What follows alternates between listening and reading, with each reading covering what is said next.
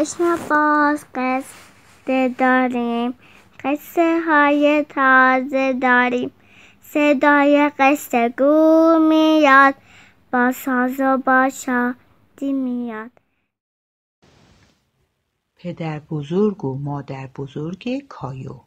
امروز کایو خانه پدر بزرگ و مادر بزرگش دعوت داره. او زنگ زد، زنگ زنگ. مادر بزرگ در رو باز کرد و کایو رو بغل کرد و بوسید. در خانه پدر بزرگ و مادر بزرگ کایو همه جا رو گردش کرد. او به مرغ عشق سلام کرد. 3 آب نبات از روی میز برداشت. کایو پرسید کی میخواد کارت بازی کنه؟ پدر بزرگ و مادر بزرگ و کایو یک کاخ کارتی درست کردند.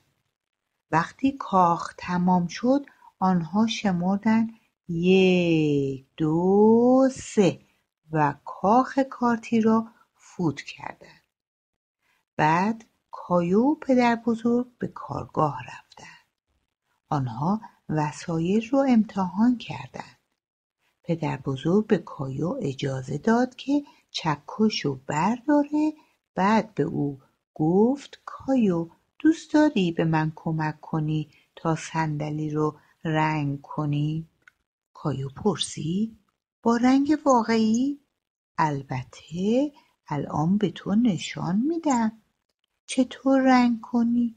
کایو و پدر بزرگ تا ظهر با هم کار کردند. وقت نهار شد.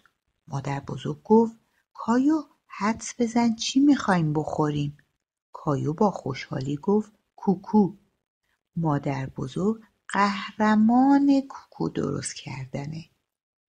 کایو خوب غذا خورد. بعد مادر بزرگ گفت الان وقت خوابیدنه. کایو پرسید من میتونم در یک کلبه که با پتو درست میکنم بخوابم؟ پدر بزرگ جواب داد البته، چه فکر خوبی. بعد از خواب پدر بزرگ و مادر بزرگ و کایو به حیاط رفتن تا گل بکارن. کایو پرسید پس گلها کجاین؟ مادر بزرگ گفت در این دانه های کوچک. کایو تعجب کرد. مادر بزرگ توضیح داد دانه ها باز میشن، رشد میکنند و گل میشن. کایو و مادر بزرگ با دقت دانه ها رو کاشتند و به آنها آب دادند. پدر آمد تا کایو را به خانه ببره. کایو گفت نه الان زوده. مادر بزرگ گفت کایو باز هم میتونی اینجا بیایی.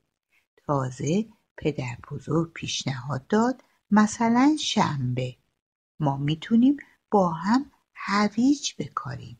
کایو گفت هورا. کایو عاشق رفتن به خانه پدر بزرگ و مادر بزرگشه.